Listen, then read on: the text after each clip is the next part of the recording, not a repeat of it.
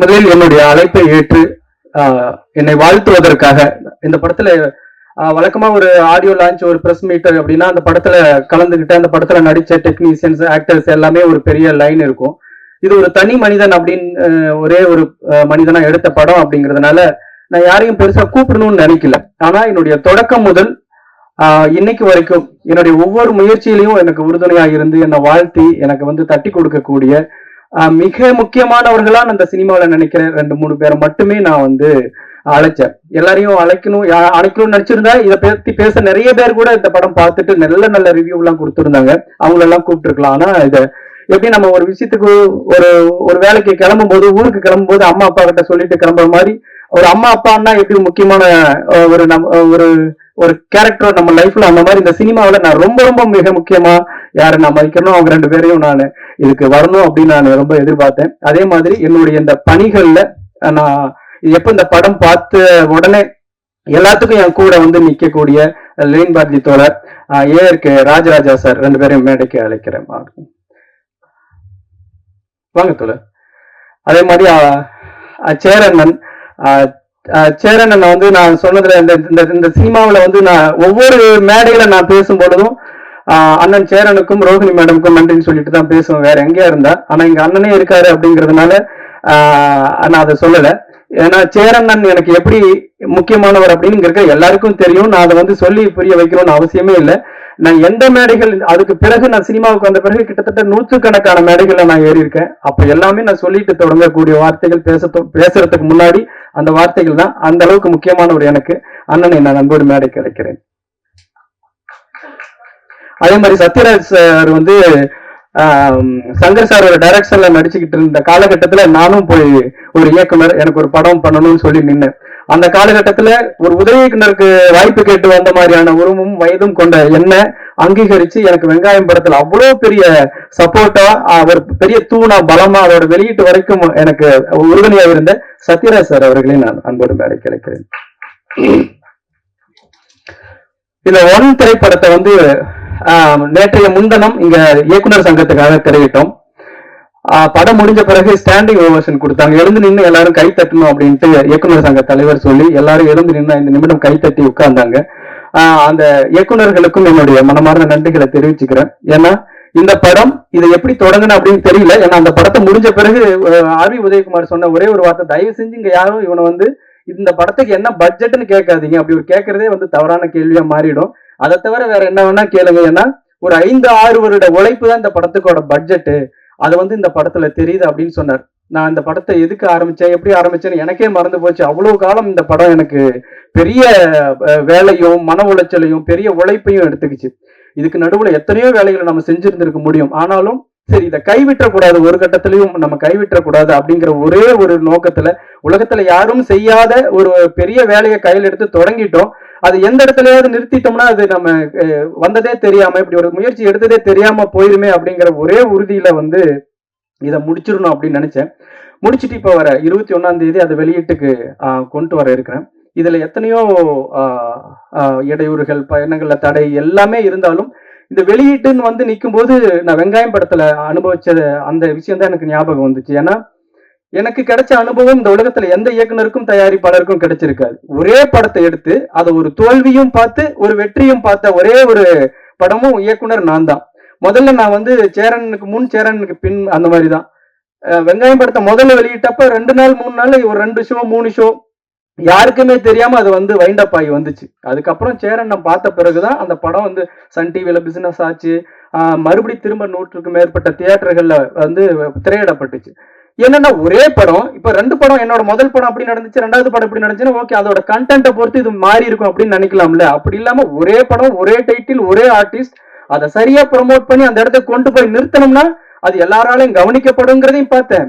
அந்த இடத்துல நம்ம தப்பு பண்ணோம்னா யாருக்கும் தெரியாம போயிடும் அப்படிங்கிறதையும் பார்த்தேன். அப்போ நீங்க வெங்காயம் படத்துக்கு நீங்கெல்லாம் கொடுத்த சப்போர்ட், நீங்கெல்லாம் கொடுத்த ஆதரவு, நீங்கெல்லாம் முதல் வாட்டி நீங்க படம் பார்த்தப்பவே இந்த பத்திரிகைகள்ல கொண்டாடினது இதெல்லாம் தான் அந்த படத்தை காப்பாத்தி சேரண்ணனுடைய பார்வைக்கு கொண்டு போய் அது வந்து வேற மாதிரியான ஒரு இடத்துக்கு போச்சு.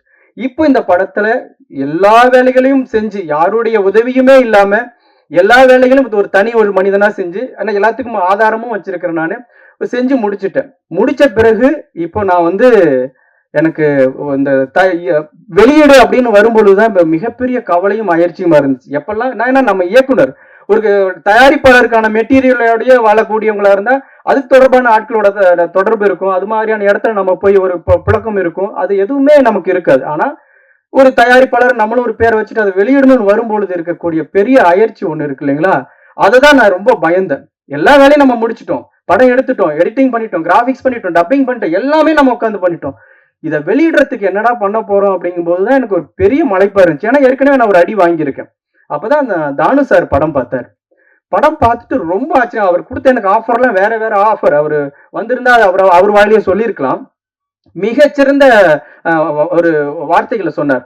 அப்போ நான் ரிலீஸ் பண்றேன் சார் அப்படின்ட்டு போய் நான் அவர்கிட்ட உட்காரும் பொழுது, நான் எப்படி தயாரிப்பாளர், ஓகே, ஒரு டிஸ்ட்ரிபியூட்டர் எங்க பிடிக்க போறோம், இதுக்கு மீடியாட்டர் யாரு, எந்த எந்த ஊருக்கு எங்க நம்ம திரையரங்களை கொண்டு போய் சேர்த்த போறோம். ஏன்னா எல்லா படைப்புகளையும் கொண்டாந்துட்டு மக்கள்கிட்ட கொண்டு போய் சேர்த்தும் போதுதான் பெரிய பிரச்சனையா உருவாகுது.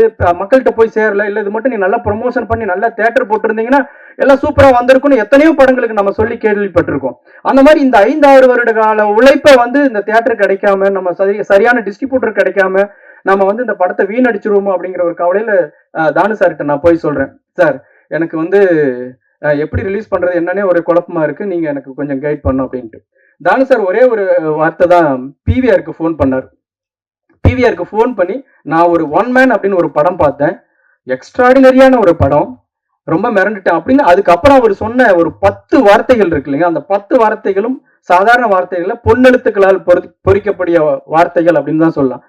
நீ போய் உடனே பிவிஆர்ல போய் மீட் பண்ணுப்பா அப்படின்னாரு. அப்பவே அங்கிருந்தே கிளம்பி பிவிஆருக்கு போனேன். நான் போக யோசிச்சுட்டே போறேன்.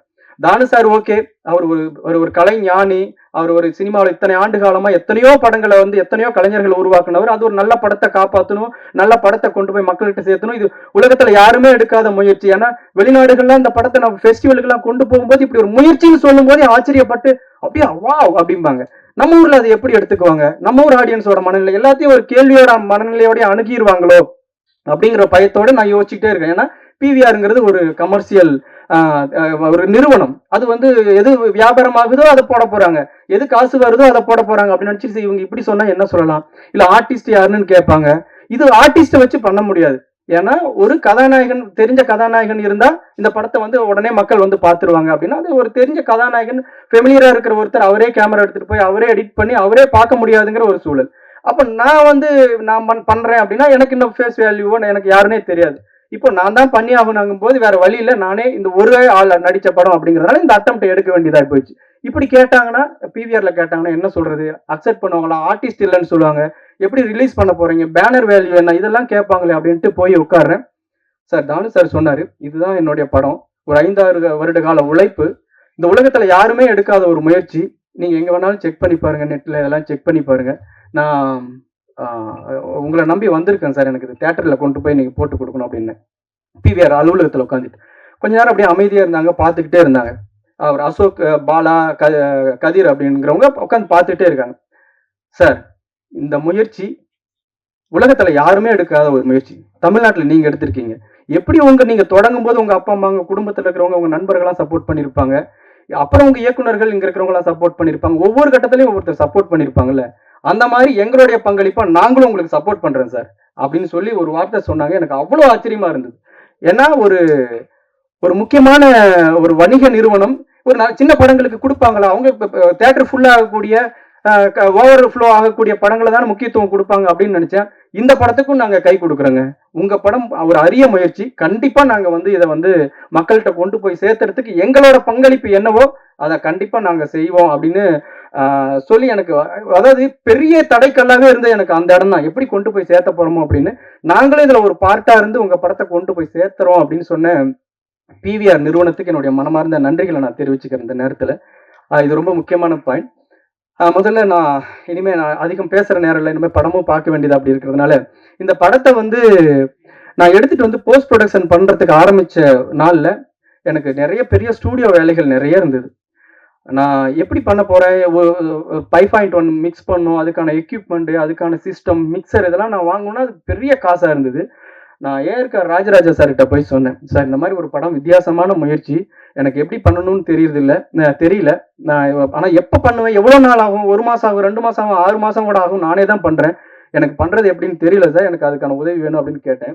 அவர் ஒரு கொத்து சாவி எடுத்து என் கையில கொடுத்து, அவரோட ஸ்டூடியோவோட சாவி, எப்ப வேணாலும் நீங்க திறந்துக்குங்க, எப்ப வேணாலும் ஒர்க் பண்ணிக்கங்க, சிஸ்டம் ஆஃப் பண்ணிட்டு போங்க, உங்களுக்கு எப்ப வேணுமோ அது திறந்துக்குன்னு சொல்லி சாவியே கொடுத்தாரு. ஒரு 6 மாசம் என்கிட்ட தான் இருந்தது. அதனாலதான் ரொம்ப முக்கியமா நான் அவரை வந்து இந்த மேடையில வந்து அவர் வரணும் அப்படின்னு சொல்லி நான் எதிர்பார்த்தேன். அந்த இடம் இல்லைன்னா நான் அதை தாண்டி வர்றது ரொம்ப கஷ்டமா இருந்திருக்கும். அவர் வந்து இந்த படம் அவர் படம் பார்த்துட்டாரு. இந்த படம் தொடர்பா ஒரு சில வார்த்தைகள் பேசணும்னு அன்போடு அழைக்கிறது.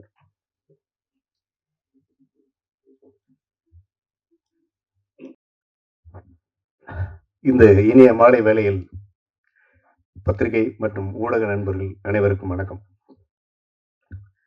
எவ்வளவோ மேடைகளை சந்திச்சிருக்கோம். சமீபத்தில் இப்போ கூட அண்ணன் கேட்டார், என்ன நீங்கள் மாதத்துக்கு ஒரு படம் ஏதாவது விழா நடத்துவீங்க, இப்போ பண்ணுறது. நான் சமீப காலங்களில் வந்து கிட்டத்தட்ட ஒரு 2-3 வருடங்களாக டப்பிங் படங்கள் எதுவும் பண்ணுறதில்லை. ஒரு நேரடி படத்தை எடுத்து அந்த படத்துலேயே இருக்கேன். அவர் என்ன கொஞ்சம் அதிகமாக பெருமையாக சொல்லிட்டாரு. ஆனால் உண்மையிலேயே ஒரு மனிதன் தனி மனிதனா எல்லா வேலைகளையும் செஞ்சு அவரே எல்லா கதாபாத்திரமும் நடிச்சு ஒரு படம் எடுக்கணும் அப்படின்னு சொல்லி எடுக்கிறேன் அப்படின்னு சொல்லும்போது முதல்ல எனக்கு கூட எல்லாரும் மாதிரியான ஒரு சின்ன கேள்விக்குறி இருக்கத்தான் செஞ்சது. ஆனா அவர் வேலை செஞ்ச விதம், ஏன்னா அவர் சொன்னார் இல்லைங்களா, எல்லாத்துக்கும் ஆதாரம் இருக்குன்னு. அந்த ஆதாரத்தில் நானும் ஒரு ஆதாரம். என்னன்னா அவர் மட்டும்தான் இந்த பக்கம் டப்பிங் தியேட்டர்லயும் அவர் தான் ஒர்க் பண்ணார், இந்த பக்கம் மிக்சிங் தியேட்டர்லயும் அவர் தான் ஒர்க் பண்ணார். அதனால அது முடிஞ்சதுக்கு பின்னால அப்புறமா படத்தை இப்பதான் சமீபத்தில் பார்த்தேன். பார்த்த பின்னால ஒரு மாதிரியான மனசு வந்து ஒரு வகையில நெகிழ்ச்சியில பெருமை அடைஞ்சிருச்சு. என்ன காரணம்னா, அந்த படத்தை எப்படி எடுக்கணுமோ அப்படி சரியான தொழில்நுட்ப தரத்துல மிக அற்புதமான ஒரு படமா அவர் உருவாக்கி இருக்காரு. எல்லாருக்கும் ஒரு கேள்வி இருக்கு, என்ன சங்ககிரி ராஜ்குமார் அவரே ஹீரோவா நடிச்சு, அவரே ஹீரோயினியா நடிச்சு, அவரே வில்லனா நடிச்சு, அவரே தோழர்களா நடிச்சு, அவரே அம்மாவா நடிச்சு, அவரே வந்து கூட்டத்தில் இருக்கக்கூடிய பெருந்திரள் கூட்டத்தில் இருக்கக்கூடிய மனிதர்களா நடிச்சு, எப்படி இதெல்லாம் சாத்தியமாகுமா அப்படின்னு கிட்டத்தட்ட ஆயிரக்கணக்கான கதாபாத்திரங்களை ஒரு மனிதரா பண்ணியிருக்காரு. ஒரு கைதட்டல் கொடுக்கலாம் நீங்க. ஆனா அதை வந்து எப்படின்னு கேட்டீங்கன்னா, ஒரு என்ன சொல்றது, ஆர்வத்துல செஞ்ச வேலையா இல்ல, ரொம்ப அனுபவத்துல நுணுக்கமா செஞ்ச வேலையா இருக்கு. அதுதான் அவருடைய மிகப்பெரிய வெற்றி. இதுவே அவருடைய முதல் வெற்றி. இந்த படத்தை பார்த்தோன்னே எங்களுக்கு தோணுனது, இப்ப நானும் லெனின் சார், நம்ம சார் சுப்பிரமணிய சிவா சார் எல்லாரும் ஒன்னாதான் படம் பார்த்தோம். படம் பார்த்துட்டு வந்தோன்னா ஒரு 10 நிமிஷம் படத்தை பத்தி அந்த படம் கொடுத்த ஒரு என்ன சொல்றது இன்ப அதிர்ச்சியில எங்களால பேச முடியல. முதல்ல லெனின் சார் தான் பேசினாரு, அப்புறம் சார் பேசினா, நான் ரொம்ப கடைசியா தான் பேசினேன். இது வந்து இந்திய திறமையோட உச்சம். இந்த திரைப்படம் வந்து உருவாகி திரைப்பட கருவிகளையோ திரைப்பட சம்பந்தப்பட்ட எந்த விஷயங்களையோ நம்ம வந்து உருவாக்குனது எல்லாமே ஐரோப்பியர்களும் அமெரிக்கர்களும் அந்த மாதிரி ஆங்கிலேயர்கள் தான். ஆனா என்ன மாதிரியான தொழில்நுட்பம் வந்தாலும், இப்ப இருக்கக்கூடிய அட்மாஸ், டிடிஎஸ், அட்மாஸ் இந்த மாதிரியான சத்தம் சம்பந்தப்பட்ட தொழில்நுட்பங்கள் வந்தா கூட அதுல நம்மளோட பங்களிப்பு எதுவுமே இருக்கிறது இல்லை. அவங்க கண்டுபிடிச்சு கொடுப்பாங்க, நம்ம ராயல்ட்டியை கட்டிட்டு அதை நம்ம பயன்படுத்துவோம். ஆனா முதல்ல வந்து ஒரு விஎஃப்எக்ஸ்ங்கிற ஒரு தொழில்நுட்பத்தை உலகத்துல இருக்கக்கூடிய அத்தனை பேருக்கு சவால் விட்டு ஒரு தமிழம் பண்ணியிருக்காரு. ஒரு தமிழ் திறமை. நிச்சயமா நீங்க கைத்தட்டுங்க, நல்லாவே கைத்தட்டுங்க. ரொம்ப பெருமைப்படக்கூடிய ஒரு உழைப்பு அது. அந்த உழைப்பு வந்து படம் வெற்றி பெறலாம், தோல்வி அடையலாம், இல்ல அதுல வந்து மிகப்பெரிய லாபம் அடையலாம் அவரு, அதெல்லாம் அப்புறம். ஆனா இது வரலாற்று பதிவு. பல்லாயிரக்கணக்கான வருடங்களா வந்து தமிழர்கள் வந்து தொழில்நுட்பத்தில் மேம்பட்டவர்கள், நாகரிகத்தில் மேம்பட்டவர்கள், நாங்க தாண்டா முதல் நாகரிகம், நாங்க தாண்டா இந்த மக்களுடைய, அதாவது இந்த மனிதர்களுடைய முதல் மனிதர்கள் அப்படின்லாம் நம்ம பெருமைப்படுறோம்ல, அதோட சங்கிலி. அந்த சங்கிலியில வந்து மிகப்பெரிய திறமை ராஜ்குமார். அந்த பெருமை இந்த படம் பார்த்தோன்னு எனக்கு கொடுத்துச்சு. நிச்சயமா நீங்க பாத்தீங்கன்னா உங்களுக்கு அதை கொடுக்கும். பத்திரிகையாளர்கள் எல்லாரும் சேர்ந்து ராஜ்குமார் வந்து நீங்க தட்டி கொடுத்து தூக்கி விடணும். ஏன்னா அவர் ஏற்கனவே சொன்னார், தியேட்டருக்கு போய் 2 நாள்ல திரும்பி வந்த படத்தை அண்ணன் சேரன் அவர்களுடைய பேச்சும் கருத்தும் வந்து மறுபடியும் மிகப்பெரிய வெற்றி அடைய வச்சுச்சுன்னு. அதனால அவர் மாதிரியே நீங்களும் இந்த படத்துக்கு வந்து மிகப்பெரிய ஒத்துழைப்பு கொடுத்து அவரை மிகப்பெரிய வெற்றியாளன் ஆக்கணும். இந்த படம் மிகப்பெரிய வெற்றி அடையணும்னு வேண்டி கேட்டுக்கிறேன். நன்றி, வணக்கம். ரொம்ப நன்றி சார். எனக்கு நீங்க தொடக்கத்துல பண்ண உதவி மாதிரியே இப்போ வந்து நீங்க பேசுனதே நான் ரொம்ப முக்கியமானதா நினைக்கிறேன். அப்புறம் படம் பார்த்ததுக்கு பிறகு இருந்து இப்போ வரைக்கும் நான் எங்க வந்து நின்னாலும் என் கூட வந்து நிக்கிறாரு லெனின் பாரதி தோழர். ஏன்னா இப்போ நான் ஒருவேளை அவர் இல்லாம நாங்க வந்து நின்று இருந்தேன்னா, சேரன் என்னாரு வராருன்னு தெரியலையே, சத்யராஜ் சார் கிளம்பிட்டாரா என்னன்னு தெரியல, எனக்கு நானே தான் பேசிட்டு இருக்கணும் பைத்தியம் மாதிரி இங்க நின்றுட்டு. இவன் இப்படி பைத்தியமாயிர போறான் அப்படின்னு நினைச்சாரே என்னமோ தெரியல. லெனின் பர்தோரி படம் பார்த்ததுல இருந்து இப்ப ஒரு 3 வாரமா நான் எங்க போனாலும் என் கூட வந்து நிக்கிறாரு. உண்மையிலேயே அவரை பார்த்தா எனக்கு அப்பா ஒரு பகிர்ந்துக்கிறதுக்காக ஒரு உற்ற தோழரா வந்து இருக்காரு அப்படின்ட்டு எனக்கு அவ்வளவு ஆறுதலா இருக்கு. இவ்வளவு கலைப்புலையும் கூட எனக்கு இந்த நேரம் ஒரு ஆறுதலா இருக்கு. ரொம்ப முக்கியமா அந்த படத்துக்காக நேற்று அமைச்சரை போய் பாக்குறது வரைக்கும் மிகப்பெரிய ஒத்துழைப்பு பண்ணிட்டு இருக்க லெனின் பாரதி தோழர் அவர்களை நான் அழைக்கிறேன்.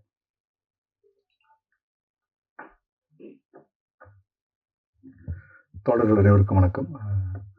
ரொம்ப முக்கியமான ஒரு படம். நிறைய இந்த மாதிரி பிரம்மாண்டமான படங்கள்லாம் வந்திருக்கு. அதுவும் குறிப்பாக நம்ம இந்திய சினிமாவில் வந்து தொழில்நுட்ப ரீதியாக ஒரு முக்கியமான ஒரு மைல்கல்லை எட்டின படம் இது. நிறைய படங்கள் தொழில்நுட்பத்தில் வந்து ரொம்ப நுட்பமாலாம் பண்ணியிருக்காங்க. ஆனால் வந்து அதுக்கு பின்னால் ஒரு ஆயிரக்கணக்கான ஆட்களுடைய ஒரு தொழில்நுட்ப வல்லுநருடைய உழைப்பு இருக்கும், பெரிய பெரிய பொருளாதாரம் இருக்கும், பெரிய நிறுவனங்கள் இருக்கும். ஆனால் அது எதுவுமே இல்லாமல் ஒரு தனி மனிதனாக ஒரு பெரிய முயற்சியை வந்து ராஜ்குமார் தோழர் பண்ணியிருக்கிறாரு. அதுக்காக தான் நான் அது கூட வந்து நிற்கிறேன். ஏன்னா இது வந்து ஒரு சினிமா வந்து ஒரு காட்டுத்தனமாக நேசிக்கிற ஒருத்தன் வந்து, அதிலும் வெறுமனே சினிமாவை மட்டும் நேசிக்காம அதுக்குள்ள இந்த சமூகத்துக்கு ஏதாவது ஒரு கருத்தை சொல்லணும் அப்படிங்கிற ஒரு அங்கலாய்ப்பு இருக்குல்ல, அப்படிப்பட்ட ஒரு கலைஞன். அதனால நம்ம துணை நிற்கணும்னு இந்த படத்துக்கு அந்த அடிப்படையில் நான் கூட வந்து நின்றேன். ரொம்ப நீங்கள் படம் பார்க்கும்போது உங்களுக்கு புரியும், ஒரு நபராக வந்து இவ்வளோ வேலைகளை செய்ய முடியுமா அப்படின்னு சொல்லிட்டு. தமிழ் சினிமாவை நேசிக்கிற, சினிமாவை நேசிக்கிற அத்தனை கலைஞர்களும் அத்தனை ஜாம்பான்களும் இந்த படத்துக்கு வந்து உறுதுணையாக நிற்கணும் அப்படிங்கிறது இந்த நேரத்தில் நான் வேண்டுகோளை விடுத்துக்கிறேன். அப்புறம் வந்து இயக்குனர் சங்கம் வந்து அன்னைக்கே சொன்னாங்க இவரை வந்து பயன்படுத்திக்கணும் அப்படின்னு சொல்லிட்டு. அன்றைக்கி நாங்கள் படம் பார்த்துட்டு இருக்கும்போது கூட சுப்பிரமணிய சிவண்ணா கூட சொன்னார், நீ விஎஃப்எக்ஸ் கம்பெனி ஆரம்பிச்சிருப்பா போதும் அப்புறம் அப்படின்னாங்க. அதெல்லாம் தாண்டி வந்து ராஜ்குமார் வந்து ஒரு மிக நுட்பமான நடிகர். நான் வந்து ஃபெட்டாக் போகும்போது அங்கே கூத்து பண்ணார். கூத்துல வந்து அவ்வளோ பிரமாதமாக ரொம்ப நான் பின்னால் உட்காந்து பார்த்தேன். ஆனால் ரொம்ப நுட்பமான நடிப்பு வந்து பின்னால் உட்காரவங்களுக்கும் தெரிகிற மாதிரி வெளிப்படுத்தியிருந்தார். அது இந்த படத்துல நீங்கள் பார்த்தீங்கன்னா தெரியும். ஒரு அவ்வளவு ஒரு தமிழில் வந்து நீங்கள் ரொம்ப பயன்படுத்த வேண்டிய ஒரு நடிகர் அவர். இந்த படத்தை இன்னும் வந்து தமிழ்நாடு திரைப்பட கல்லூரியில் வந்து அந்த மாணவர்களுக்கு போட்டு காட்டி, இவரை வந்து திரைப்பட கல்லூரியில் வந்து ஒரு அங்கமாகவும் அந்த மாணவர்களுக்கு தொடர்ச்சியாக இந்த தொழில்நுட்பத்தை எப்படியெல்லாம் நம்ம கையாளணும் அப்படிங்கிறத சொல்லிக் கொடுக்குற ஒரு பணியையும் வந்து தமிழ்நாடு அரசு செய்யணுங்கிறத கேட்டுக்கிறேன். நன்றி, வணக்கம். ரொம்ப நன்றி தோழர். தோழர் சொன்ன மாதிரி ஃபெட்னால வந்துட்டு ஒரு ராஜேந்திர சோழனுடைய நிகழ்ச்சியை தெருக்கூத்தா போட்டோம். ராஜேந்திர சோழன் அரண்மனையில இருப்பாரு. அமெரிக்க தமிழ் சங்கங்களுடைய கூட்டமைப்பு பேரவை, எல்லா மாகாணத்திலையும் இருக்கக்கூடிய சங்கங்கள் ஒன்று கூடக்கூடிய, வருடம் முழுக்கக்கூடிய ஒரு 6000 பேர் ஒன்று கூடக்கூடிய ஒரு மிகப்பெரிய நிகழ்வு. அங்க அந்த ராஜேந்திர சோழனோட கதை போடும் பொழுது ராஜேந்திர சோழனை வந்து விக்ரம பாண்டியனும் சேரர்களும் படையெடுத்து வருவாங்க. அப்ப ராஜேந்திரனுக்கு கட்டியக்காரனை நான் போட்டிருந்தேன். கட்டியக்காரன் வந்து எல்லாரையும் அடிச்சு விரட்டுவார். அடிங்க மண்ணா, அவரை அடிங்க மண்ணா அப்படிம்பா. இவன் யாருடா? இவன் விக்ரம பாண்டியன். அடிச்சு துரத்துங்க மண்ணா, அவன் தலையை கொய்துங்க மண்ணா அப்படிம்பா. இவன் யாருடா? இவன் சேரண்டா அப்படிம்பா. ஐயா சேரன்னா கொஞ்சம் அடிக்காதீங்க, விட்டுருங்க அப்படிம்பா. ஏண்டா அப்படிம்பா. அவர் தாங்க என் படத்தை ரிலீஸ் பண்ணி கொடுத்தாரு, அவர் இல்லைன்னா இல்லைங்க நானே இங்க இருந்திருக்கவே முடியாதுங்க அப்படிம்பா. எல்லாரும் அப்போ எனக்கு கிடைக்கிற ஒவ்வொரு மேடைகளிலும், ஏன்னா தெருக்கூத்துல மைக்கெல்லாம் பிடிச்சி நன்றி சொல்ல முடியாது, தேங்க்ஸ் கார்டு போட முடியாது படம் மாதிரி, ஒவ்வொரு தெருக்கூத்துலையும் நான் அப்படிதான் வைப்பேன். அது ஏன்னா நான் வந்து இன்னைக்கு இங்க நிக்கிறேன் அப்படின்னா அதுக்கு சேரன் தான் காரணம். அது இங்க இருக்கிற எல்லாருக்குமே தெரியும், இல்லைன்னா ஊர்ல ஆடு மாடு மேய்ச்சிக்கிட்டு இருந்திருப்பேன். அப்புறம் அண்ணன் கூட நினைக்கலாம், எல்லாத்துக்கும் எதுக்கு நீ என்ன கூப்பிடுற அப்படின்னு அண்ணன் நினைக்கலாம். ஆனா எல்லாத்துக்குமே நான் அம்மா கிட்ட தான் போய் அம்மா நான் போயிட்டு வரேன்னு சொல்லுவேன். நமக்கு உலகத்துல 1000 பேர் தெரிஞ்சவங்களா இருக்கும், 1000 பேர் வந்து நமக்கு அறிமுகமா இருப்பாங்க, நம்ம கூட பழகிறவங்களா இருக்காங்க. நம்ம எப்படி வீட்டுல அம்மா அப்பா கிட்ட சொல்லிட்டு போற மாதிரியான உணர்வு. அதனாலதான் சேரன்னு நான் வந்து நீங்க வந்தே ஆகணும், நான் இந்த படம் வெளியாக போகுது, இவ்வளவு வருஷம் கஷ்டப்பட்டு இந்த படம் மக்கள் மத்தியில போகுதும் போது உங்களுடைய வாழ்த்துக்களோட போகணும் அப்படிங்கிற என்னுடைய ஆத்மார்த்தமான ஒரு எண்ணத்துலதான் உங்களை 2 பேரும் நான் அழைச்சது. சேரன் வந்து வெங்காயம் படத்துக்கு பண்ணின அந்த உதவிய நான் வந்து அதுக்கு பிறகு இந்த உலகத்துல நிறைய சேரன்கள் இருப்பாங்க அப்படின்னு நான் நம்பினேன். உலகம் முழுக்க சேரன்களா இருப்பாங்க அப்படின்னு நம்பினேன். அப்புறம் தான் அதனாலதான் இந்த ஒன் படம் மாதிரி அடுத்த பயாஸ்கோப் மாதிரியான படங்கள்லாம், சேரன் நம்ம ஒரு வெங்காயம்னு ஒரு படம் எடுத்துட்டு போனோம், நம்மளை காப்பாத்தி அங்க விட்டாரு இல்ல, அந்த மாதிரி அடுத்தடுத்து உலகத்துல சேரன் இருப்பாங்க அப்படின்னு நான் நினைச்சேன். ஆனா உலகத்துல ஒரே ஒரு சேரன் தான். அவர் இன்னைக்கு வரைக்கும் எனக்கு வந்து எனக்கு அதான் திரைத்துறையில அண்ணன் அப்படின்னு டைட்டில் போட்டா கூட சேரன் அண்ணன் டைரக்டர்னு போட மாட்டேன், தயாரிப்பாளர் இன்னைக்கு வந்து அவர் எழுத்தாளர் சங்க தலைவர், எதுவுமே எனக்கு முக்கியம் இல்லை. அவர் சேரன் அண்ணன் அப்படிங்கிறது 1000 கதைகள் இருக்கு. அந்த கதைகளை தெரிஞ்சவங்க அதை புரிஞ்சுக்குவாங்க. அப்படிதான் டைட்டில் போடுவேன். அண்ணன் சேரன் அவர்களே அன்போட வைக்கிறேன்.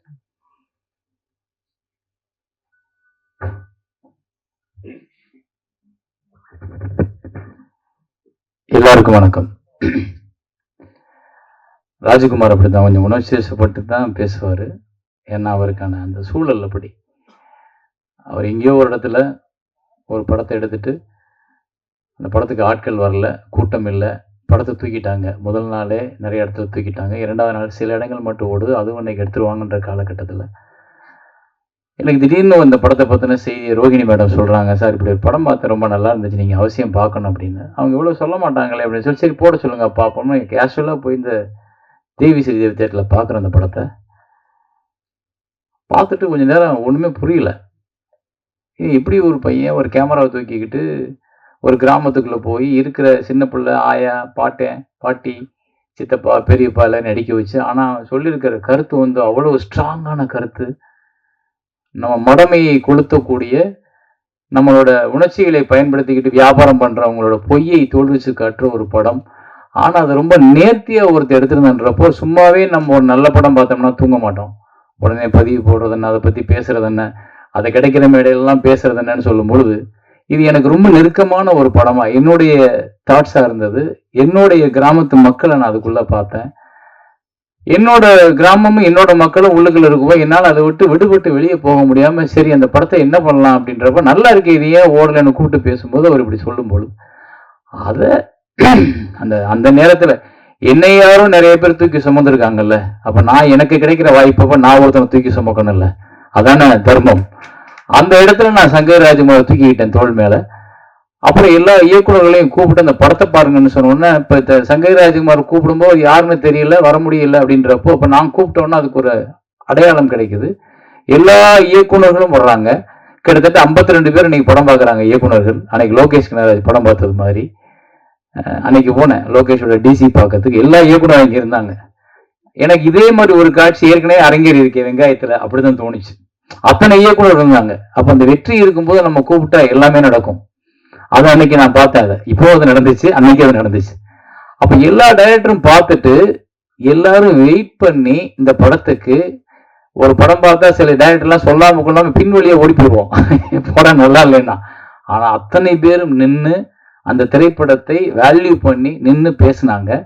அந்த 52 டைரக்டர்ஸ் பார்த்ததும் அதை பூரா கட் பண்ணி ஒவ்வொரு டைரக்டரோட கருத்துக்களையும் வீடியோவா மாத்தி அவரோட படத்தை இடையில இணைச்சு அதை கொண்டு போய் சன் டிவியில போட்டு காட்டினேன். சார் இப்படி இவ்வளவு டைரக்டர் சொல்லியிருக்காங்கன்னா ரொம்ப நல்ல படமா தான் சார் இருக்கும் அப்படின்னு சொல்லிட்டு முதல்ல 5 ரூபாய்க்கு வாங்காத அந்த படத்தை 52 லட்சம் ரூபாய்க்கு வித்தோம். அந்த ஒரு முயற்சியில அந்த 52 லட்சத்தை வச்சு 30 ரூபாய் வியாபாரம் பண்றதுக்கு வச்சுக்கிட்டு அந்த 20 ரூபாய் நீ வச்சுக்க, 30 ரூபாய் வச்சு விளம்பரம் போகணும்னு சொல்லிட்டு மறுபடியும் தியேட்டர் பிடிச்சு மறுபடியும் அந்த படத்தை திரையரங்கத்துல சேரன் வழங்கும் பெருமையுடன் வழங்கும் போட்டு வெங்காயம் அப்படின்னு போட்ட உடனே தியேட்டருக்காரங்க போனா தியேட்டர் கொடுத்தாங்க. மறுபடியும் 1 வாரமோ 10 நாள் ஓடிச்சு இல்ல, 10 நாள் ஓடிச்சு அந்த படம். ஆனா ஒரு நல்ல கலெக்ஷனை பார்த்தோம். அது கொஞ்சம் அவருக்கு அவருடைய சுமையை கொஞ்சம் இறக்கி வைக்க அது உதவுச்சு. இது சங்ககிரி ராஜகுமார் இல்ல, அந்த திரைப்படம் தான் அதுக்கு காரணம். சங்ககிரி ராஜகுமார் எனக்கு முன்னப்பிட தெரியாது யாருன்னு.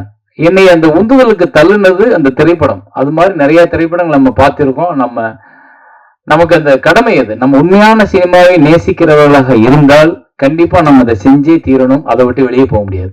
அவ்வளவுதான் எனக்கு சங்கர் ராஜகுமாரோட பந்தம். ஆனா அவர் அந்த உதவியை இன்னைக்கு வரைக்கும் மறக்காம பெருசா எடுத்துக்கிட்டு அதை பத்தி பேசும்போது ஒவ்வொரு இடத்துலையும் சொல்லும் போது இப்பதான் எனக்கு தோணுச்சு, சேரன்ற பேருக்கு அடிக்காதீங்க பாவம், அவரே எனக்கு உதவி பண்ணான்றப்போ அவர் என் மேல வச்சிருக்க கருணை அது நல்லது, சந்தோஷம். ஆனா அவர் அப்படிதான். இவரோட படங்கள்லாம் இவர் சம்பாதிக்கிறதுக்கு சினிமாவுக்கு வரல. இவர் மண்டைக்குள்ள நிறைய அரிப்பு, நிறைய உள்ளுக்குள்ள யோசிச்சு சினிமாக்கள்லாம் நிறைய பாக்குறாரு. அப்ப சாதாரண சாமானியனும் ஒரு சினிமாவை எடுத்துட முடியும், சாமானியன்கள்ட்டையும் சினிமாவை கொண்டு போய் சேர்த்துட முடியும், சாமானியன்களையும் சினிமாவுக்குள்ள பயன்படுத்திட முடியும்ன்ற ஒரு பெரிய கர்வம் அவருக்கு உண்டு. அவரோட அடுத்த படமோட பயோஸ்கோப் பாத்தீங்கன்னா அந்த வெங்காயம் எடுத்த கதையே ஒரு படமா எடுத்திருப்பாரு. வெங்காயத்துக்கு ஒரு கஷ்டப்பட்ட அந்த கதையை எடுக்க அதை திருப்பி ஒரு படமாக்குனாரு. அந்த படமும் எனக்கு ரொம்ப ரசிச்சு பார்த்தேன். இது என்ன இப்படி இவ்வளவு இவர்கிட்ட ஒரு நல்ல நகைச்சுவை உணர்வு இருக்கும். அந்த நகைச்சுவை உணர்வு அந்த படத்துக்குள்ள இருந்துச்சு. அந்த ஆயா பாட்டி எல்லாரும் அதை பேசுனது எல்லாமே ரொம்ப.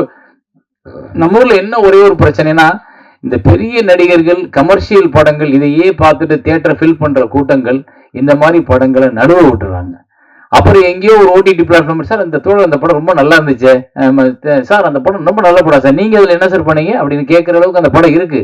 ஆனா தியேட்டர்ல அதுக்கான ரெஸ்பான்ஸ் குறைவா இருக்கு. அது காரணம் வந்து நம்ம தான் அந்த படத்தை முன்னிறுத்தணும். நம்மன்னா நீங்க தான் அந்த மாதிரியான திரைப்படங்களை முன்னாடி மக்கள்கிட்ட கொண்டு போய் நிப்பாட்டினா முதல் ஷோ, முதல் விமர்சனம், முதல் ரிவ்யூ உங்க மூலமா தான் வெளியே போகுது.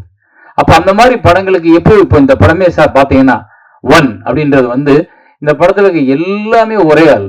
இந்த புது முயற்சிக்காகவே நம்ம அதை பாராட்டணும். ஆனா அந்த புது முயற்சியை சிறப்பா செஞ்சிருக்கிற ராஜ்குமார். அந்த படத்தை பார்த்துட்டேன் ஒரு 2 வருஷம் 3 வருஷம் இருக்கும்னு நினைக்கிறேன்ல, முதல் வருஷம். அப்ப நான் பார்த்துட்டு அந்த படத்தை பார்க்கும்போது எனக்கு என்னப்பா நீயே இவ்வளவையும் தூக்கி சுமந்திருக்கிய, எப்படி இது முடிஞ்சிச்சா எப்படி? அப்பவே அவர் கொஞ்சம் நல்லா இருந்தது. ஆனா அது இப்ப மறுபடியும் இன்னும் நிறைய மாத்தி ரீஷூட் பண்ண மாதிரி திருப்பி ரீஒர்க் பண்ணி சிஜில எல்லாம் எல்லாத்தையும் மாத்தி இப்ப இந்த அப்ப பார்க்கும்போது இல்ல இப்ப இருக்கு. இதெல்லாம் இதை தொங்குறது நீங்க தான், மேல இருக்கிறது நீங்க தான். அந்த மாதிரி படத்துல வந்தீங்கன்னா இப்ப நம்ம ராஜ்குமாரா தெரிவார், ஆனா வேற வேற ஆளா தெரிவார். அதுக்கு எவ்வளவு மெனக்கடமா இருக்கும். ஒரே ஆள் நடிச்சு, ஒரே ஆள் இயக்கம் பண்ணி, ஒரே ஆள் ஒளிப்பதிவு பண்ணி, ஒரே ஆள் லைட்டு பார்த்து, ஒரே ஆள் எடிட் பண்ணி, ஒரே ஆள் சவுண்ட் ரெக்கார்ட் பண்ணி, இது எல்லாத்துக்கும் அவ்வளவு டைம் எடுக்கும். கிட்டத்தட்ட 3 வருஷம் 4 வருஷம்ன்றது உங்களுக்கு குறைவு. இன்னும் 10 வருஷம் கூட ஆகலாம் ஒரு சில படங்கள். அப்படிலாம் நடந்திருக்கு. ஸோ இந்த உழைப்பு உங்களை அடையாளப்படுத்தும். அப்புறம் இன்னொரு படம் இவர் ஒன்று பண்ணி வச்சிருக்காரு, இன்னும் ரிலீஸ் பண்ணலன்னு நினைக்கிறேன். அந்த காட்டுக்குள்ள எடுத்த படம் என்ன படத்து பேரு? நெடும்பா. அதை நாங்க வந்து எங்க C2H வாங்கி ரிலீஸ் பண்றதுக்காக வாங்கினோம். அது ஒரு அற்புதமான படம். கண்ணீர் வந்துடும் கடைசியில. அது எல்லாரும் நடிச்சிருப்பாங்க. இவங்க அப்பா ஒரு தலை சிறந்த நடிகர். அவங்க அப்பாவை தான் எனக்கு வெங்காயத்துல ரொம்ப பிடிச்சிச்சு. அந்த கூத்து பாட்டு பாடுறவராக இருப்பார்.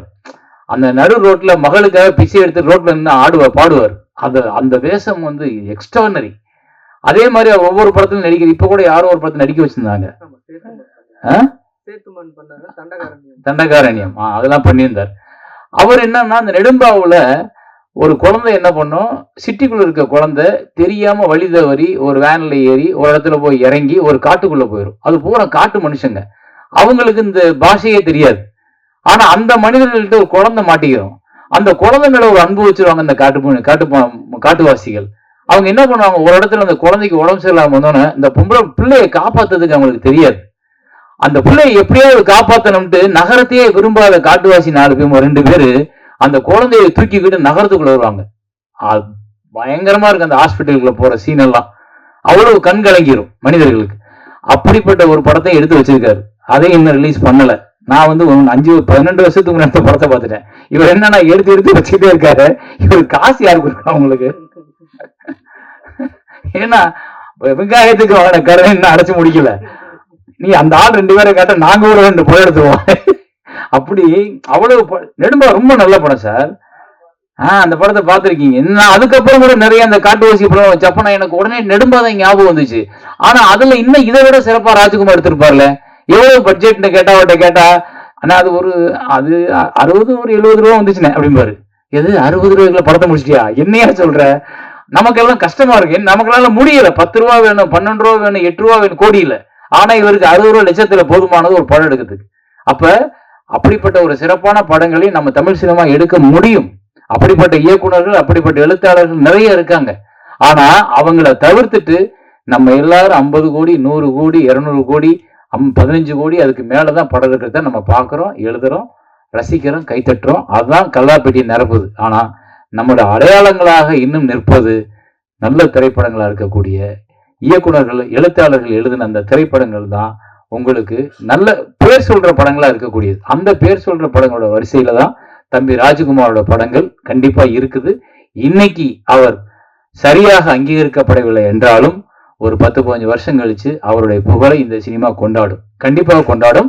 அவருக்கான உரிய அங்கீகாரம் கண்டிப்பா கிடைக்கும். ஏன்னா இப்படி ஒரு முயற்சியை சினிமாவுக்காக திரும்ப திரும்ப திரும்ப ஒருத்தர் எடுத்துக்கிட்டே இருந்தானா அவனை ஒரு நாள் சினிமா கொண்டாடியே தீரும். அது வேற வழியே இல்லை. நம்ம அப்படி நிறைய பேரை பார்த்துருக்கோம். நிறைய பேருக்கு அந்த லைஃப் கிடைச்சிருக்கு. அதே மாதிரி அவருக்கும் கிடைக்கணும், அவர் ஜெயிக்கணும். அப்ப கூட நான் சொன்னேன் அவர்கிட்ட, வெங்காயம் முடிஞ்ச உடனே கொஞ்சம் நல்ல கதையெல்லாம் எழுதுறாரு, நமக்கு ஏத்த கதை மாதிரி இருக்கு, இந்த படத்துல நம்ம ஒரு வேஷம் மறந்துருக்கலாமே அப்படின்னு நான் அவரை கூப்பிட்டு, நல்ல கதை எழுதுற, அது ஏன் போய் சேர மாட்டேங்குதுன்னா நடிகர்கள் இல்லை. நான் கூட எல்லாருக்கும் தெரிஞ்ச நடிகர் தான், எனக்கு தெரியும் எல்லாத்துக்கும். நீ நல்ல கதை எனக்கு சொன்னீன்னா நம்ம சேர்ந்து ஒரு படம் பண்ணணும். மாட்டானே தம்பி, அங்கே மட்டும் வரவே மாட்டான், அந்த பக்கமே திரும்ப மாட்டான். ஏன்னா அவன் படத்தை கெடுக்கிறதுக்கு அவன் தயாரா இல்லை.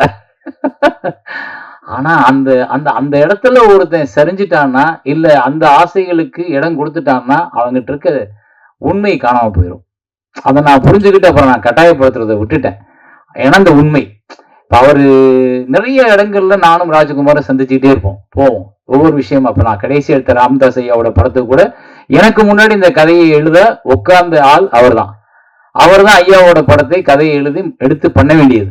அது ஒரு சில காரணங்களால் அவங்க அதுக்கு ஒரு வேல்யூ வேணும், அதை இப்படி எடுக்கணும் அப்படி எடுக்கணும், தயாரிப்பாளர் எல்லாம் சேர்ந்து என்னைய பேசும்போது என்கிட்ட ராஜகுமாரை இன்ட்ரோடியூஸ் பண்ணி இவர் கதையில் வச்சு, ராஜகுமார் தெரியுமே தம்பி தானே, அப்ப அவர் நிறைய குறிப்பெழுதி வச்சிருக்காரு, நீங்க எடுத்துக்கின்றப்ப எனக்கு நெருடுது. அதை எடுக்க போற படத்தை, அதை எடுக்கணும்னு நினைச்சு எழுதின படத்தை நான் ஏன் எடுக்கணும் அப்படின்னு சொல்லிட்டு நான் ராமதாஸ் ஐயாட்டே சொல்றேன், தம்பி எடுக்கட்டும், நான் வேணா சப்போர்ட் பண்றேன் கூட.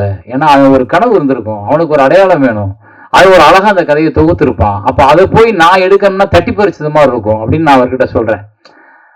அவங்க அப்புறம் பேசிட்டு இல்லை இந்த கதை இன்னும் சிறப்பா வரணும், இப்படி வரணும் அப்படின்னு சொல்லிட்டு அப்போ சொல்லும்போது நான் அவனை கூப்பிட்டு சொன்னேன், தம்பி என்னால மறுக்க முடியல, வேற வழி இல்லை, கேட்குறாங்க, ஒரு பெரியவர் கேட்கும்போது நான் அதை வேணாம்னு தூக்கி போட்டு வர்ற அளவுக்கு எனக்கு அந்த அவரோட அன்பை நான் உதாசீனப்படுத்த முடியாது, வேற வழி இல்லாம நான் ஒத்துக்கிறேன் தம்பின்னு சொல்லிட்டு தெரியுது. அது கூட அவனுக்கு வருத்தம் என் மேல, ஆனா உங்க மேல எனக்கு நீங்க சொல்லியிருக்கலாம்னு நினைக்கிறேன், பட் நான் என்ன பண்ண முடியும், உனக்கு நல்லது செஞ்சா அதே சேரம் தான், உனக்கு கெடுதல் செஞ்சா கூட இருக்கட்டுமே, நீ வச்சுக்க அப்படி. ஏன்னா அப்படி இடத்துல ஒண்ணி நம்மளை தள்ளும். ஆனா வேற வழி இல்லை. இப்ப பாருங்க, அந்த படம் உனக்கும் இல்லை எனக்கும் இல்லை யாருக்கும் போச்சு, கடைசியில எடுக்கப்படவே இல்லை. அது அப்படியே ஒருத்தரோட உழைப்பு, இவரோட உழைப்பு கிட்டத்தட்ட 2 வருஷம் இருக்கும், அந்த உழைப்பு மாறிச்சு. என்னோட உழைப்பு கிட்டத்தட்ட 1.5 வருஷம் இருக்கும். கிட்டத்தட்ட நாங்க வந்து ஒரு 15 பேர் அதுக்காக டீம் எல்லாம் போய் இடம் பார்த்து லொகேஷன் பார்த்து எங்கெங்கயோ அலைஞ்சு காடு மேடெல்லாம் அந்த ஊரை கண்டுபிடி. ஏன்னா அவர் 1987 வரலாறு, 87ல இருந்து நடந்த விஷயத்தை பூரா பதிவு பண்ணி இப்ப போனா எல்லா இடத்துலையும் 2026ல 87ஓட ஊரை வில்லேஜ் எங்கேயே தேடுறது. ஆனா தமிழ்நாடு பூரா முழுக்க நாங்க அலைஞ்சு அந்த மாதிரி வில்லேஜையும் அந்த மாதிரி ரோடுகளையும் அந்த மாதிரி கண்டுபிடிச்சு ஆட்களை பூரா கண்டுபிடினா அப்ப உள்ள ஆட்களோட தோற்றமே வேற. இப்ப நீங்க ஆளே இல்லை, முகமே இல்லை, மாறி இருக்கு. அதை நாங்க பூரா ரெஃபரன்ஸ் வச்சு வச்சு அவ்வளவு 1.5 வருஷம் நாங்க அதுக்கான தீசிஸ் பண்ணி பண்ணி பண்ணி அவ்வளவு திரட்டி வச்சதுக்கு அப்புறம் அந்த படம் நடக்கல அப்படின்னா அது எவ்வளவு பெரிய வழி பாருங்க. அவங்க சொல்லலாம், நான் உங்களுக்கு அந்த வேலை பார்த்த வரைக்கும் சம்பளம் கொடுத்துட்டேன்னு. சம்பளம் அல்ல எங்களோட தாட், நாங்க நினைச்சது, நாங்க கற்பனை பண்ணது, எங்களோட மண்டைக்குள்ள ஊர்ன அந்த கதை வெளியில வந்துச்சுன்னா எனக்கு சம்பளமே கிடைக்காது, நான் கவலைப்பட மாட்டேன். ஏன்னா நான் அப்படிப்பட்ட ஒரு பைத்தியகாரத்தனமான இயக்குனர், எனக்கு நான் எடுத்த படம் வெளியே வரணும், ஆனா அது வரல, அது நின்றுச்சு. என்ன காரணம், அப்பா அம்மையை சண்டை போட்டாங்க, படம் நின்று போச்சு. இப்ப அப்பா அம்மையை சேர்ந்துட்டாங்க, படம் இருக்கிற ஆள் இல்லை, என்ன பண்றது? சிரிக்கிறார் ஒருத்தர் என்னை நினைச்சு பார்த்து. இதுதான் அவலம். அது மாதிரிதான் சினிமா வந்து எங்கே நம்மளை தூக்கிக்கிட்டு போகும், எங்கே நம்மளை ஏமாத்தும், எங்கே நம்மளை உட்கார வைக்கணும் தெரியாது. இந்த ஒன் கூட இவர் எடுத்த முயற்சிக்கு இவரை தூக்கிட்டு போகணும். பார்க்கலாம் இந்த சினிமா என்ன பண்ணுதுன்னு. தேங்க்யூ. ரொம்ப நன்றிங்கண்ணா. எப்பவுமே எனக்கு உங்க மேல வருத்தம் இருந்ததே இல்லைங்கண்ணா. ஏன்னா எதுவா இருந்தாலும் நான் அப்ப கூட நான் வந்து நான் எனக்கு பதிலா யார் இதை செஞ்சா சரியா இருக்கும்னு அவங்க என்ன தேர்வு பண்ணிருக்காங்கன்னா சேரன் அப்படின்னா ராஜ்குமார் எதுவுமே சொல்ல மாட்டான் அப்படின்னு தான். ஏன்னா சேரன் அந்த இடத்துல பண்றாரு அப்படின்னு சொன்ன உடனே நான் இருக்கிற இடத்துல என் அண்ணன் இருந்தா எனக்கு ரொம்ப திருப்தி தான் அப்படின்ட்டு தான் நான் எந்த வார்த்தையுமே சொல்லாம இருந்து வந்தேன். அது எனக்கு அண்ணன் பண்ணியிருந்தாலும் நான் பண்ணினதை விட ரொம்ப மகிழ்ச்சி அடைஞ்சிருப்பேன். அடுத்து வந்து நான் முதல்ல சத்யராஜ் ஐயாவை இங்க விஜய் பார்க்கில் தான் நான் சந்திக்க போறேன். நான் வரும்போது ஏதோ அசிஸ்டன்ட் டைரக்டர் தான் வந்திருக்கான் அப்படின்ட்டு தான் நினைச்சிட்டு இருந்திருக்காரு. ஆனா அப்ப கூட எழுந்து நின்று வணக்கம் வச்சார். எனக்கு அப்ப நாம பார்க்க போறோம் ஒரு பெரிய நடிகர், ஒரு அப்பெல்லாம் சங்கர் சார் படம் நடிச்சிட்டு இருக்காரு. நம்ம போன உள்ள விடுவாங்களான்னு பயந்துட்டு போறோம். அவ்வளோ உட்காந்துட்டு ஏதோ முக்கியமா ஏதோ பண்ணிட்டு இருந்தோம். எழுந்து நின்று வணக்கம் வச்சுட்டு சொல்லுங்க யார் வந்திருக்காங்க, நான் அப்படி பார்க்க வந்து டைரக்டர் வரல அப்படின்னு. நான் தாங்க அப்படின்னு. அப்படியா, சரி உட்காருங்க, என்ன விஷயம் அப்படின்னா. முக்கியமா என்னன்னா வேலுப்பிரபாகரன்ங்கிற ஒரு அடையாளம் வந்து என்னை வந்து ஒரு கவசமா காப்பாத்துச்சு. அப்படியே வேலுப்பிரபாகரனோட அசிஸ்டண்டா நீங்க, உட்காருங்க அப்படின்னு கேட்டார். அப்போ ஊர்ல நான் யாரோடைய சப்போர்ட்டுமே இல்லாம எங்க தாத்தா பாட்டி அங்க இருக்கிறவங்க கடை வச்சுட்டு வச்சு நான் ஒரு படம் பண்றேன் அப்படின்னா முதல்ல எடுத்த உடனே எல்லாரும் நினைப்பாங்க ஏதோ ஒரு ஆர்வ கலர்ல ஒரு மொக்க படம் பண்ண போறான் அப்படின்னு தான் எல்லாரும் தவிர்ப்பாங்க. ஆனா எதன் அடிப்படையிலயோ என்னை வந்து சரியா உள்வாங்கிட்டு, இல்ல இந்த படத்துல நான் ஒரு பகுதியா இருந்தேன்னா, உனக்கு இந்த படம் வந்து மக்கள்ட்ட போய் சேர்றதுக்கு ஒரு காரணமா இருக்கும்னு சொல்லி, எந்த விதமான அறிமுகமும் இல்லாம, எந்த விதமான நடிகரும் இல்லாத, எந்த விதமான டெக்னீசியனும் இல்லாத, புரொடியூசரே இல்லாத ஒரு படத்துல எனக்காக வந்து ஏற்காடுல வந்து அந்த மலைகள்லாம் ஏறி இறங்கி நடிச்சு குடுத்த அந்த தன்மை என்னன்னா, இவன் சமூகத்திற்கு ஏதோ சொல்லப் போறான். அதுல ஒரு பங்கா நான் இருக்கணும்னு நெனச்ச அந்த சமூக அக்கறை, சமூகத்தின் மீது அவருக்கு கொண்ட பாசம் தான். அந்த அந்த பாசம் இன்னைக்கு வரைக்கும் தடம் மாறாம, எந்த இடத்துலயும் அவர் இடம் மாறாம, ஒரே இலக்கோட பயணிக்கக்கூடிய மரியாதைக்குரிய மாண்புமிகு இனமூர் சத்யராஜ் ஐயா அவர்கள்.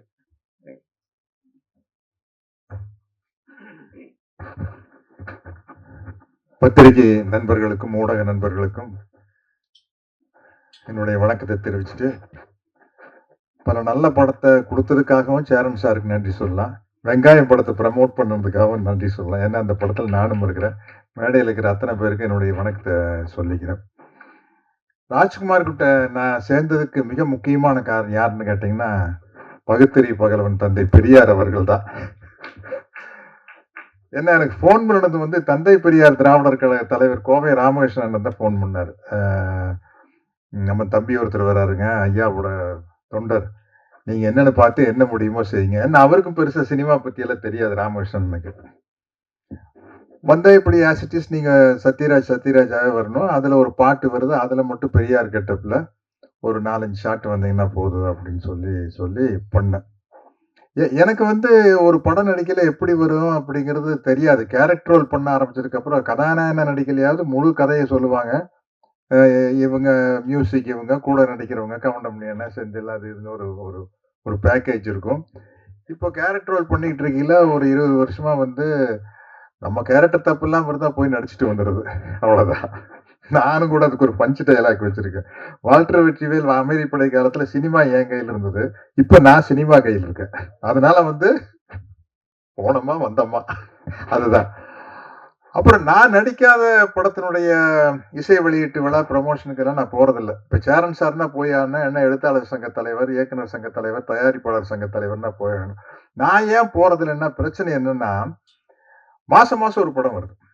அது நான் போன மாசம் வந்து சாருகேசி, இந்த மாசம் ஜிடி நாயுடு, அடுத்த மாசம் மண்டாடி வருது. இப்ப நம்ம நடிச்ச படத்தை பத்தி நம்மளுக்கு சின்ன விமர்சனம் மனசுக்குள்ள இருந்தாலும் கூட அது மேடையில சொல்றது நாகரிகம் இல்லை. அந்த படத்தை பத்தி புகழ்ந்துதான் பேசியானும். என்கிட்ட இருக்கிற மிஸ்டேக், ஒரு 2 பால் ஓவராவே போடுவேன், எக்ஸ்ட்ராவா 2 பால் போடுவேன். ஏன்னா மனிதர்களுடைய சந்தோஷம், குறிப்பா கலைஞர்களுடைய சந்தோஷம் வந்து அங்கீகாரத்துக்காக ஏங்குவது தானே, பாராட்டுக்காக ஏங்குவது அப்படிங்கிறத மனிதனுடைய மனமே. அதனால அதை நம்ம ஃபுல்ஃபில் பண்ணிட்டு போவோமே. நானு மணிவண்ணன் சார்ல சும்மா தமாஷா சிரிச்சு பேசினேன். தலைவரை, ஐஸ் வைக்கிறதுனா சின்ன கியூப் எல்லாம் வைக்க கூடாது தலைவரை, அது வலிக்கிட்டு வந்துடும். பெரிய பாரை தூக்கி போட்டு அடிச்சிடணும். ஒன்னா அவன் மண்டை உடையணும், இல்லாச்சு ஐஸ் உடையணும், 2ல ஏதோ வைக்கிற ஐஸ் அப்படி வச்சுட்டு போயிடணும் அப்படின்னு சொல்றேன். பட் இந்த படத்துக்கு நான் ஏன் வந்தேன் அப்படின்னா, வெங்காயம் படம் பார்த்து பிரமிச்சு போயிட்டேன். ஏன்னா நான் போய் 1 நாள் நடிச்சுட்டு வந்தேன், 2 நாள் நடிச்சுட்டு வந்தேன். மற்றபடி உள்ள என்ன இருக்குன்னு தெரியல. படம் பார்த்தப்ப என்னடா இவ்வளவு பிரமாதமா இருக்குது, இது என்ன, டேக் ஆஃப் ஆகிறது கஷ்டம் எனக்கே தெரியும். ஆனந்தவன்ல மட்டும் பிரமாதம் விமர்சனம் எழுதுறான்னு நினைக்கிறேன்.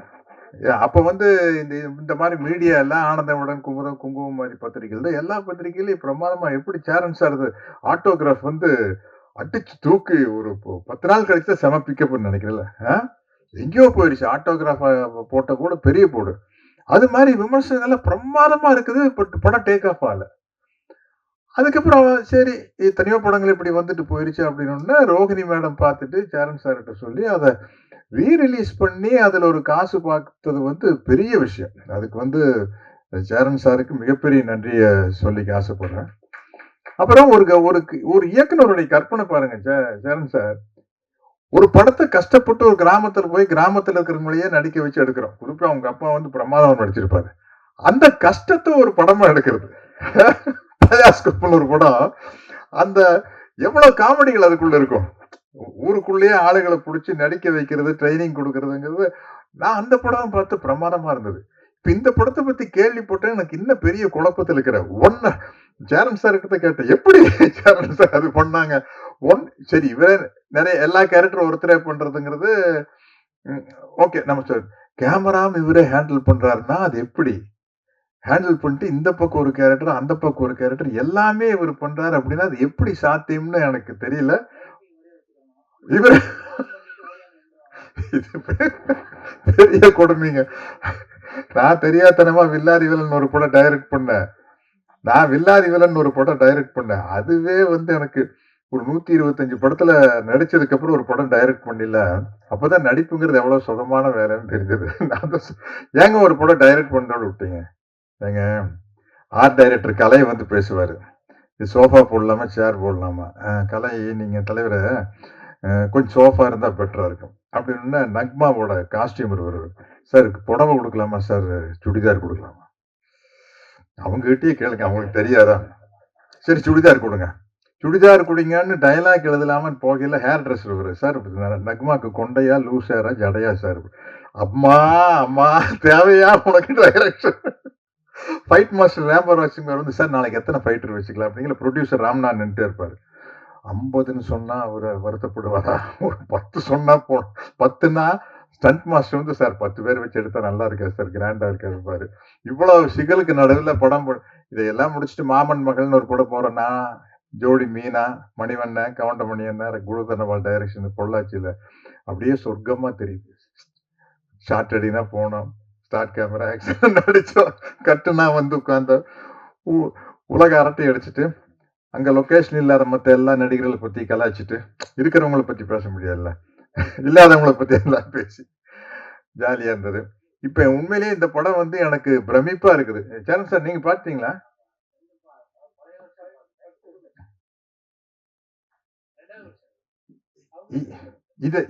இதெல்லாம் இருக்கு படத்துல. இது எப்படி சாத்தியம் எனக்கு ஒண்ணும் புரிய மாட்டேங்குது. அப்ப ஒன்மேன் ஆர்மின்னு சொல்ற மாதிரி ஒன்மேன் ராஜமௌலின்னு நினைக்கிறேன். ஒன்மேன் பாகுபலி அப்படிங்கிற அதிகம். ஓ ஓ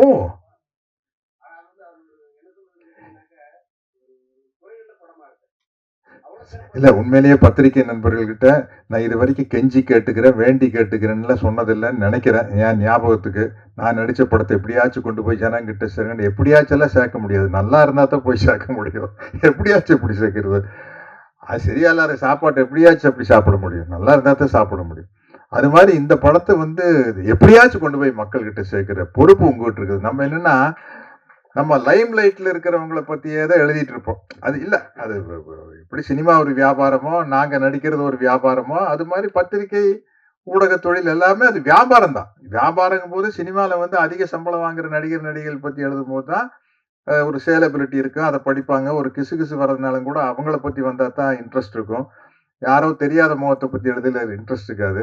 பட் இது மிகப்பெரிய சாதனையா நான் கருதுறேன். அவர் சொல்லிட்டாரு பாருங்க, மோர் தென் ராஜமௌலி, மோர் தென் பாகுபலி அப்படின்னா இந்த படத்தை கொண்டு போய் இப்ப என்னதான் இங்க பேசினாலும் உங்க கையில் தான் இருக்குது. இதை வந்து நீங்க 100 கோடி 200 கோடி சம்பளம் வாங்குற கதாநாயகனுடைய படத்தை எல்லாத்தையும் தாண்டி நீங்க ப்ரமோட் பண்ணாதான் முடியும், இல்லாட்டி முடியாது. ஏன்னா அவங்களுக்கு ப்ரமோஷன் தேவையில்லை, அவங்க முகம் போஸ்டர் இருந்தாலும் வந்துட்டு போறாங்க, அவ்வளவுதானே. அதனால வந்து இது உங்களுடைய ஒரு டியூட்டியா எடுத்துக்கணும், கடமையா எடுத்துக்கணும். அப்பதான் வந்து இந்த மாதிரி புதிய முயற்சிகள் பண்ணக்கூடிய இயக்குனர்கள், இளைஞர்கள் நிறைய சினிமாவுக்கு வருவாங்க. நான் இந்த படத்தை பார்த்ததுக்கு அப்புறம் ராஜ்குமார் கிட்ட எப்படி என்ன ஏதுன்னு கேட்டு தெரிஞ்சுக்கிறேன். மிகப்பெரிய வெற்றி அடைய வாழ்த்துக்கள், நன்றிகள், வணக்கம்.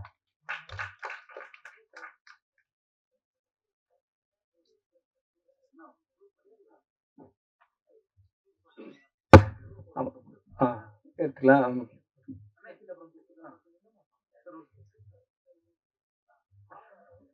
ஆமா ஆமா, இப்ப எல்லாம் படம் பாக்குறதுக்கான நம்ம 6 மணிக்குள்ள ஆமா பார்த்து முடிக்கணும் அப்படிங்கிறதுனால இங்க திரையரங்கத்துக்கான நிர்பந்தமும் இருக்கும்.